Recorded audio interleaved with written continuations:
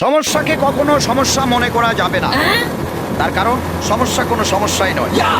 আর যদি সমস্যা না থাকে তাহলে সেটাই সবচেয়ে বড় সমস্যা। কিন্তু এখন সমস্যা আছে, অতএব কোনো সমস্যা নেই। তার কারণ হলো সমস্যার মাধ্যমেই সমস্যাকে সমস্যার মধ্যে ফেলে দিতে হবে। অনেক সমস্যার বেড়ে একটি সমস্যা হলো নানামুখী সমস্যা। কিন্তু কোনো রকম সমস্যায় যদি সমস্যা করতে না পারে তাহলে তো কোনো সমস্যাই নেই।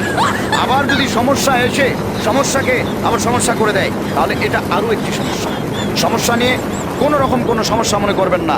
সকল সমস্যায় কোনো সমস্যাই নয়, আবার কোনো সমস্যাই নয়, এটি সবচেয়ে বড় সমস্যা। সব কিছুর মূলে সমস্যা থেকেই সমস্যা, সমস্যার ভিড়েই সমস্যা। সমস্যাকে সমস্যার মাধ্যমে সমস্যাকেই সমস্যা করে দিতে হবে।